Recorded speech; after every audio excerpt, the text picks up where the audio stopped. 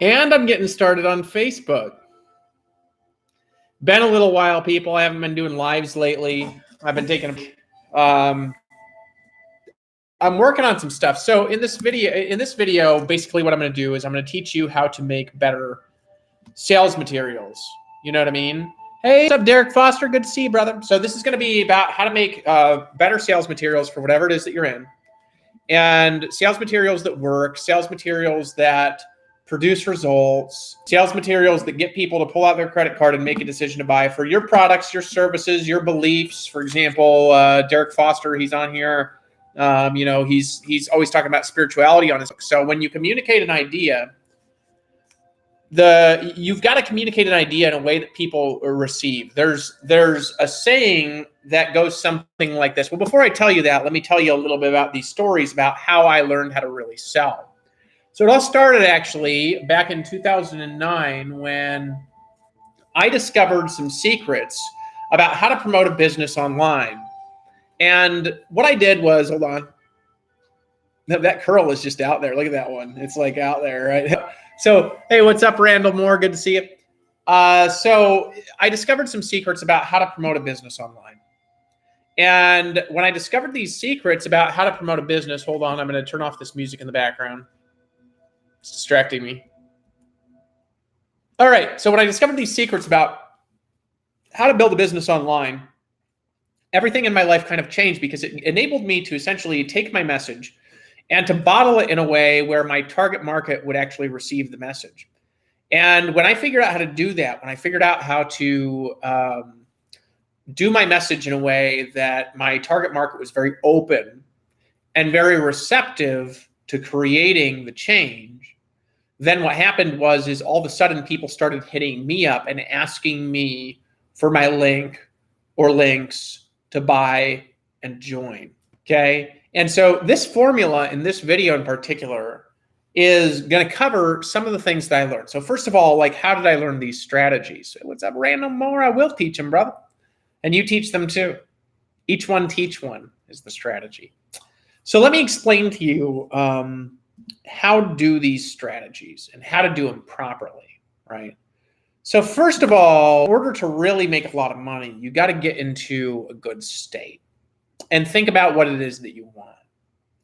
And so if you're thinking about how you're going to get into a good state and you're thinking about how to get the results that you want, you're going to have good things that are flowing from that energy. And you're going to have great things that are flowing from that heart, because that heart has space where you're getting good things coming to you because you're focused on really positive things. You're focused on positive giving. And focus on positive giving makes you more empowered to create positive receiving.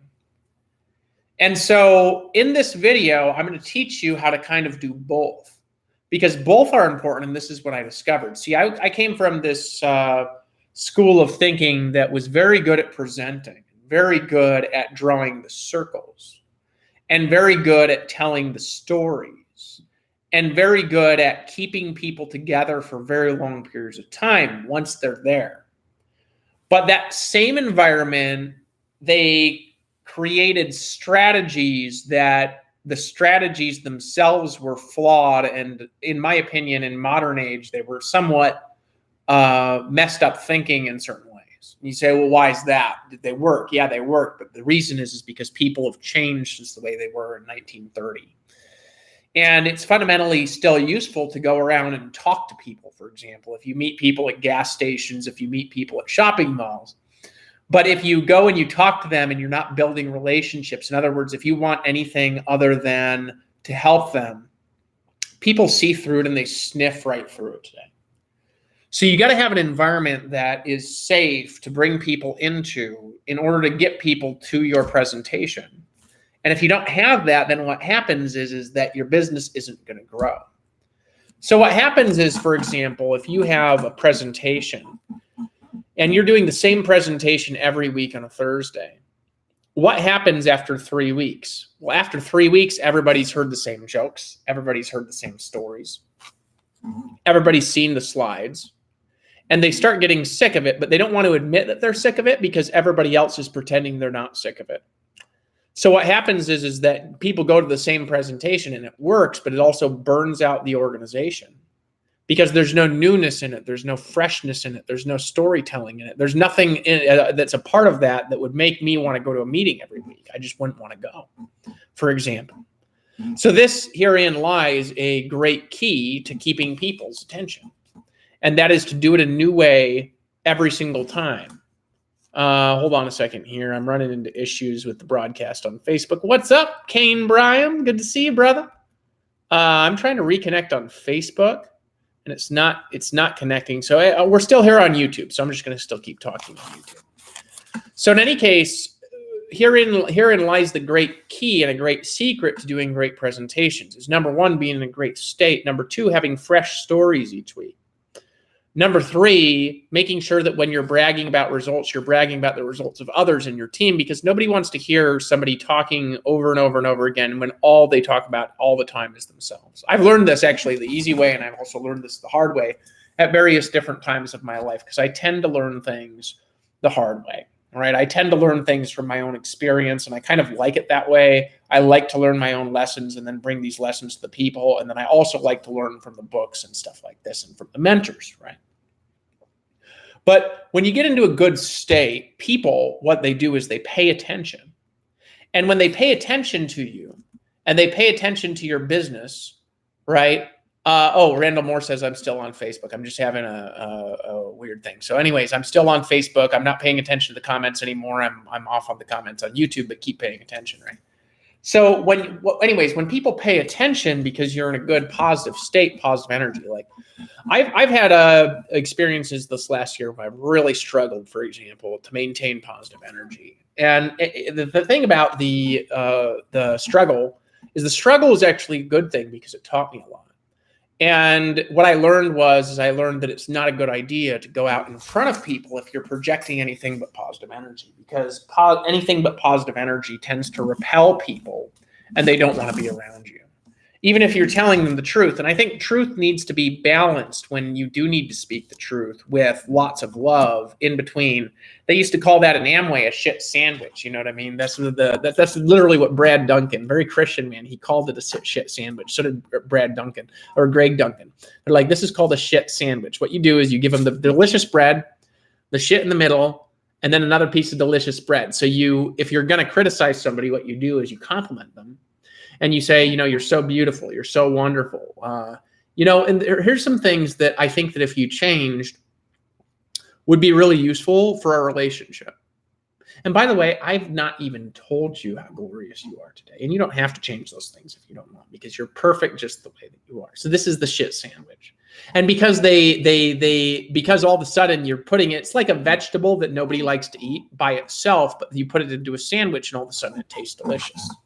Right. So this is the art of the shit sandwich. So in any case, I learned lots of things about Amway from doing presentations. Like, for example, if you're going to wake people up to their diseased behavior in a presentation, this is actually okay to do. And it's appropriate depending on what your products are. Like diseased behaviors, like, for example, we got Brian Kane on here. He's in a health company. He does HempWorks, I think is what he's doing. And he's a really great leader. I recommend joining Brian Kane. You know what I mean? I love you, Brian, So in any case, people have these things where it's like they're in this company or they're in that company and they don't want to promote each other's stuff. And it's just nonsense, right? But if we promote each other and we promote each other's businesses, a lot of these issues and these walls of separation between us, they simply start going away. So in any case, what you want to do is you want to capture people's attention. And the next thing that you really want to do is you want to get in the state and you want to write out a plan for a presentation. So I just did. This is a plan. By the way, this is non-related. This is actually, it was not really my presentation. It was me helping a friend make a presentation, for a non-related business. This is not related to network marketing. It's not related. So we did this plan, right? So let me explain. I got this flow chart here. I would do this all the time where I've got the stories, content in the middle. I've got an intention over to the left, right? And then the intention of this particular event is to help my client get 3 to 5 clients a day in their business, which is actually very easy to do in a local market type thing, right? So in any case, we have this thing, and we have the strategies with stories, we have content, and we have this crescendo, and we have this kind of soft sell at the end. And I like the soft sell because there's a value in a hard close, but there's more value in a soft close that is helping the people make the decision for themselves. It's a much better strategy that keeps clients for a much longer period of time. This is the strategy that, for example, my brother Will uses and that I always used in Empower Network when I was talking to people personally. And whenever I went away from that, we didn't get the results that we got, for example, very early on or in our peak stage. So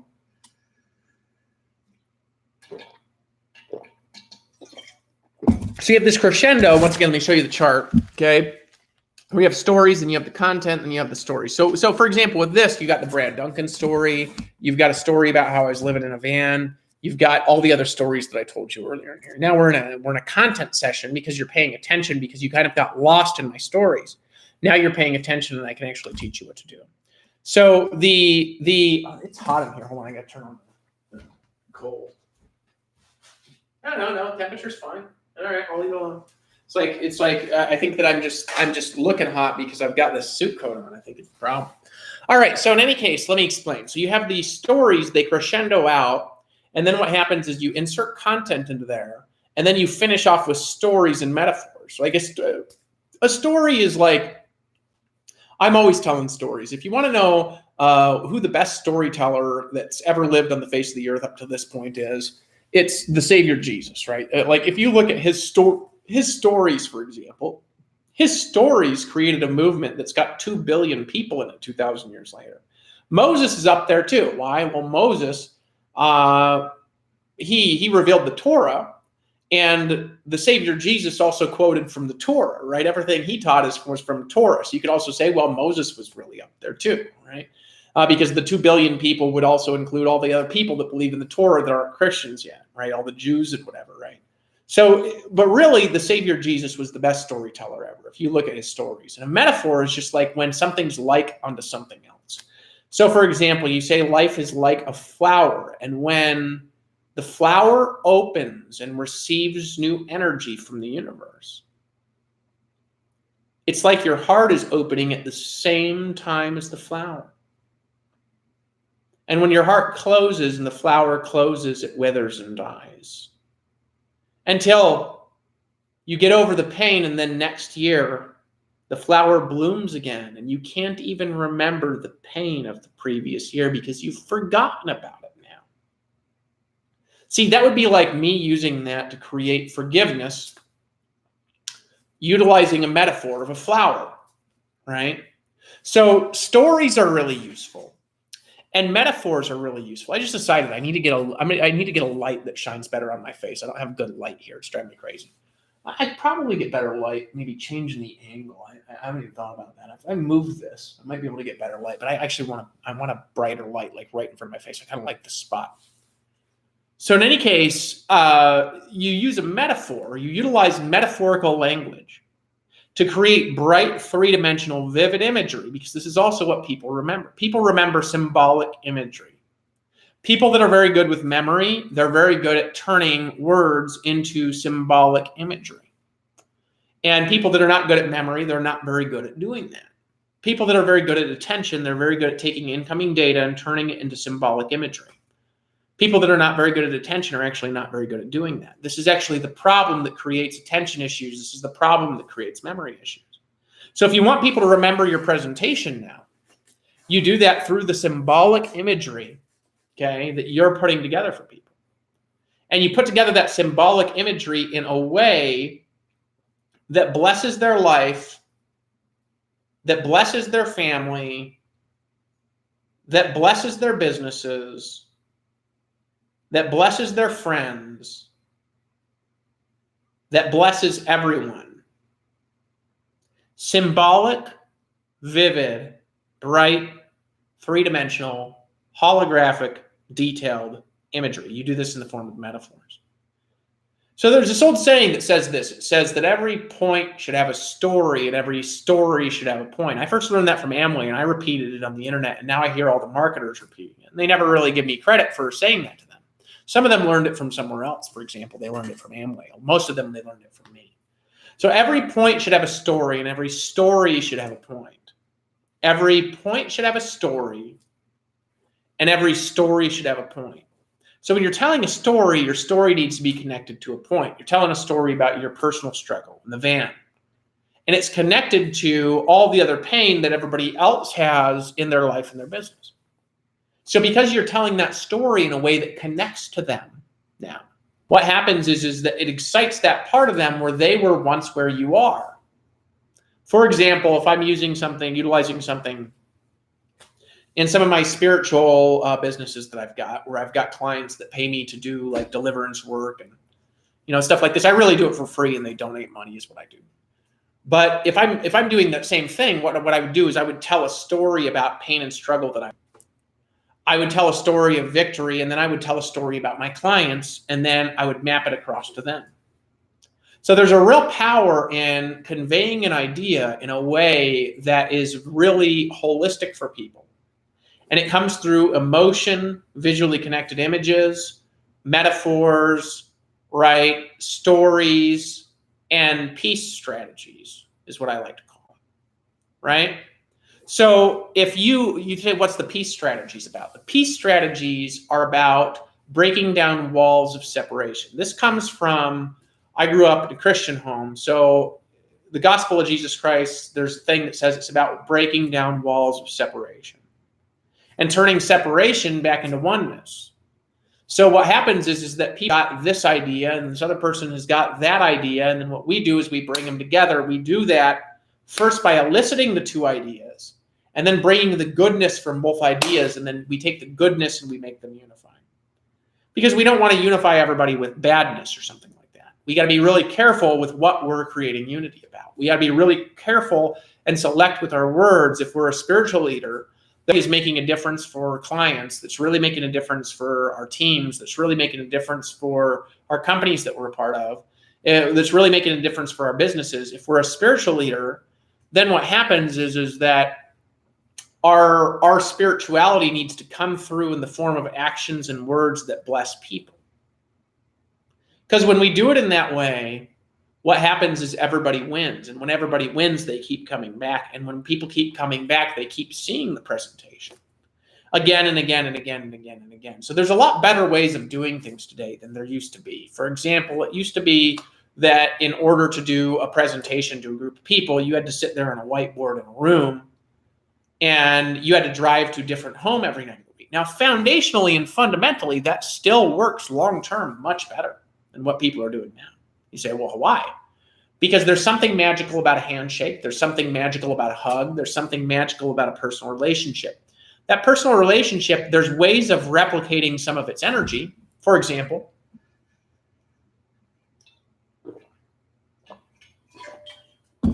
a way of replicating the energy of a personal relationship would be, a hangout. You have a hangout, a Google Hangout, a Zoom Hangout.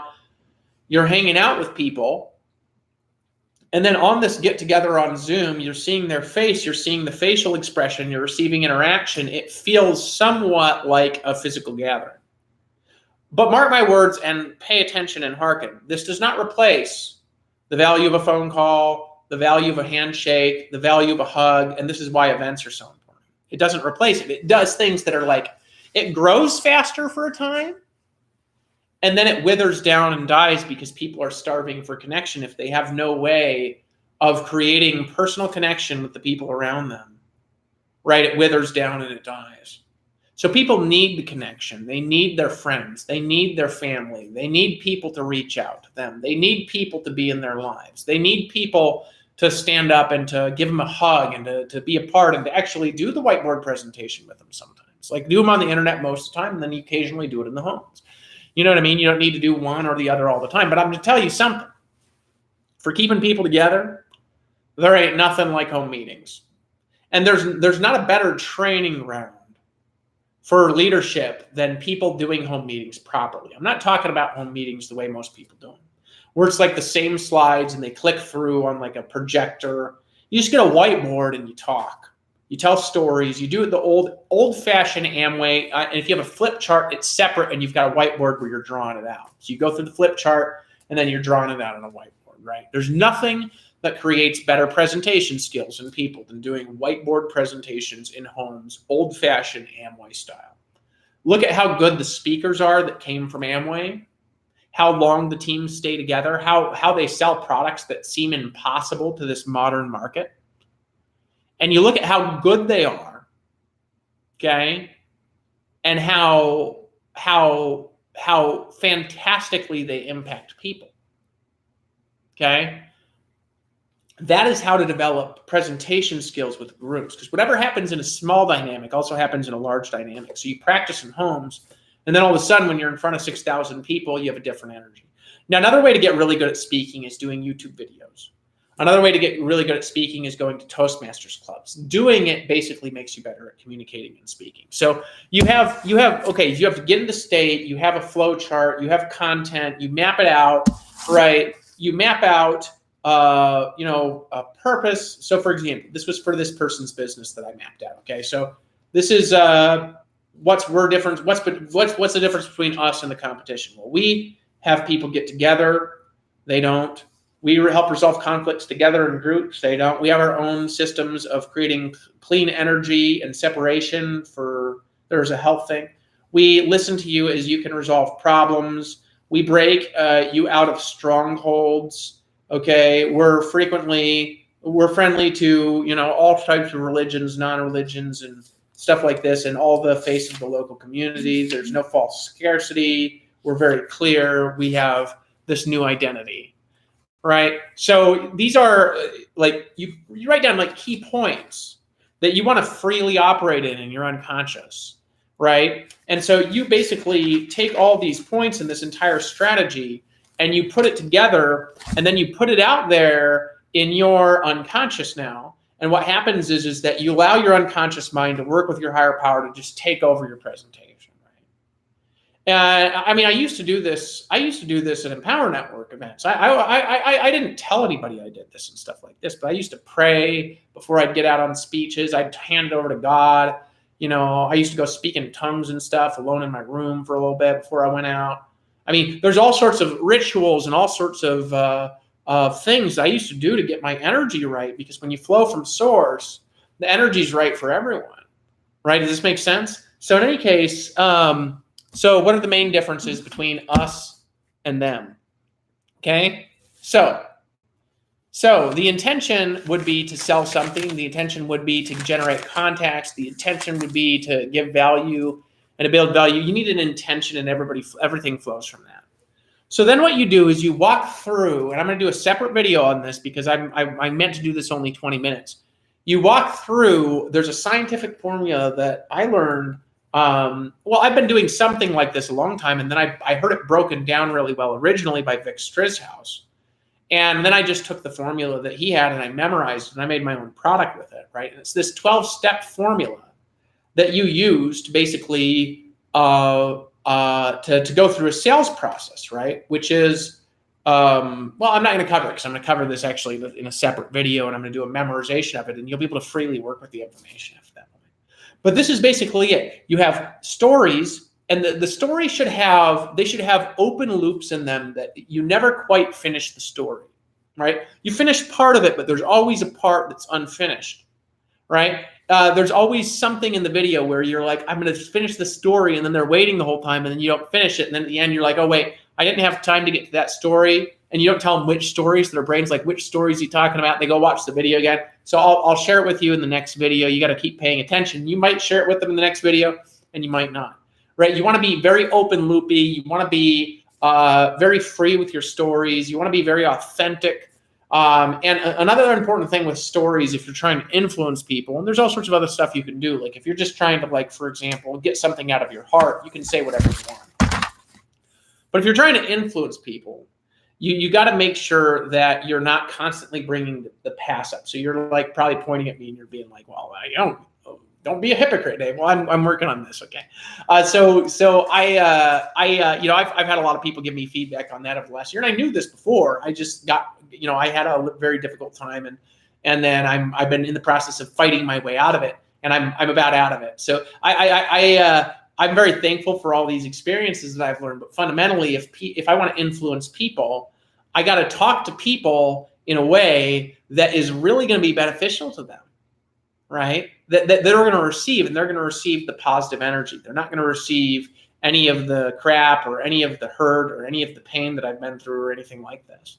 You know what I mean? They're going to receive the positive energy. So it's very important that if you're telling a story, that it's good to share stories in particular of stuff that you've already overcame, unless you're talking to an upline or you're talking to a therapist, or you're talking to a marriage counselor, or you're talking to a pastor of a church, or your father or a mentor, or something like that. You want to keep your negative upline, right? So in other words, if you're having negative, you want to bring it to your mentors. You don't want to dump the negative that you're currently going through on everybody.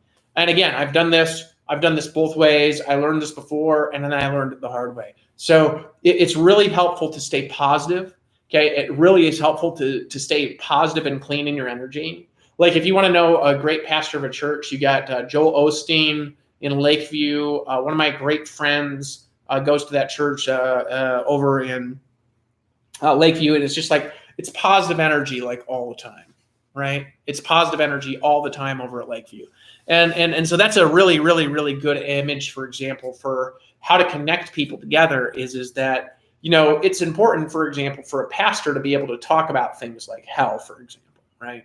But in context, the way that Jesus did, which is like, he's got all this positive and then he drops it when it needs to be dropped, right? The whole Bible does that, actually. So you want to model that. And if you ever have to talk about negative, you do it in fractional context of your great overall presentation. And you do it in a way that, for example, excites something that very specific and it's very small, but it's actually better and it'll work better for you if you keep the negative for like very small sections of actual product delivery where you're covering something briefly and then getting to the next point.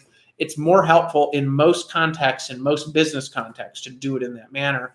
Unless, for example, you're speaking to a group of people that require you to bring up the negative stuff in order to excite something in them to get them to make a decision, right? And it needs to be brought up maybe in a slightly higher frequency, but it should still be kept in check, like this much versus like this much. Does that make sense? So you want to keep majority of it positive.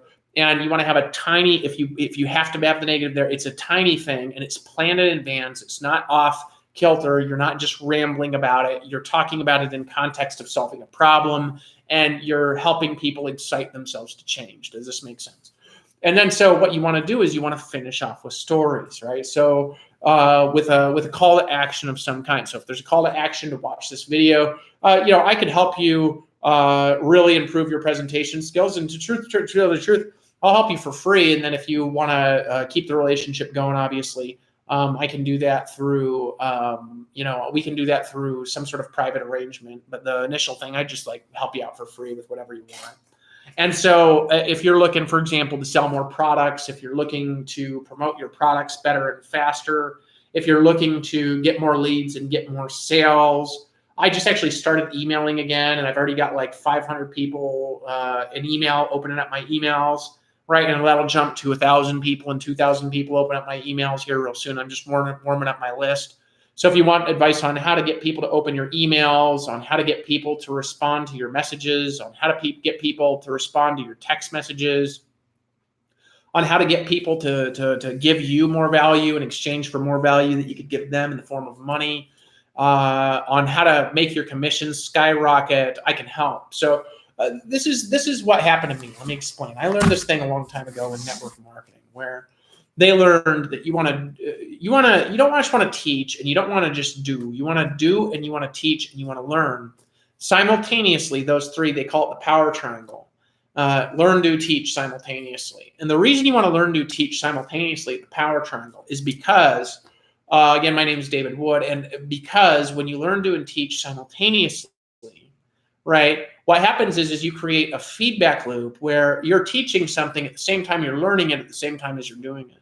So in other words, if you're trying to learn a Facebook strategy, what you want to do is you want to go study Facebook. Then you want to go on Facebook and you want to do a Facebook strategy. And then what you want to do is you want to teach it to other people. Like, for example, you could teach it to your clients on the phone. You could teach it in private hangouts. You want to learn, you want to do, you want to teach, and you want to do all those things at the same time.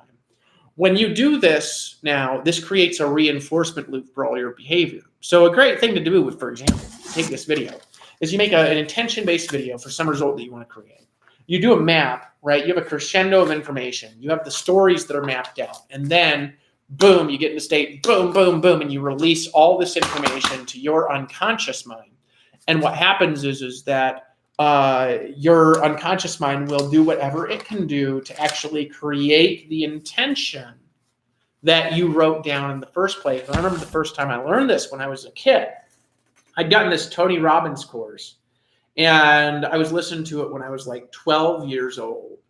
And I was in like this deep story time state listening to Tony talk about state. And he says, snap your fingers and say boom. Snap your fingers and say boom. I was like, boom, boom, boom. That's where I got that from. I got it from Tony Robbins. So I've been doing this since I've been a little kid.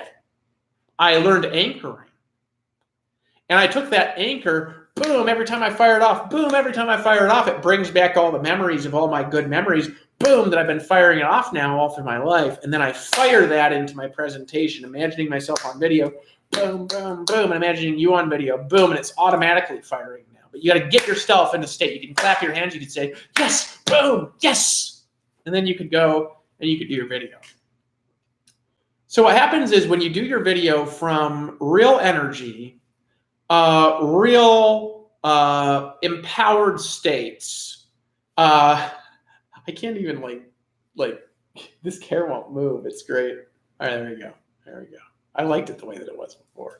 So when you do this thing from a real powerful state, from a real powerful appearance, your best self, your best energy, and then you bring that energy to the people, what happens is that people now start responding to you. And then what you do is, you tell the story. So like what this is really like is let's use the flower again. The flower is like, there's this old presentation strategy that's so rigid, so inflexible, and just so boring, and just like the same. And then all of a sudden, winter passes by, that old flower fades away.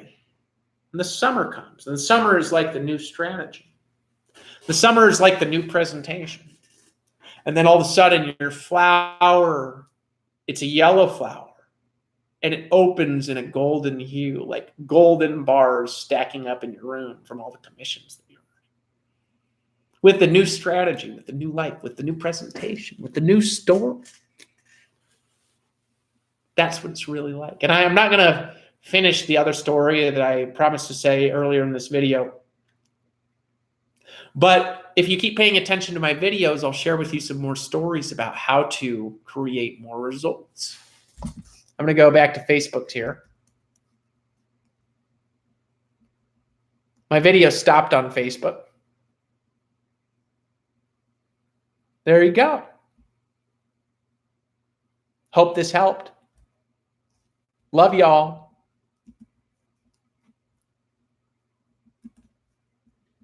So this is how to do it.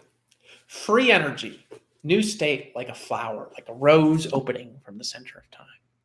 Love you, Brian. Hope that helped. Brian Cainho, he's a great leader to join in HempWorks.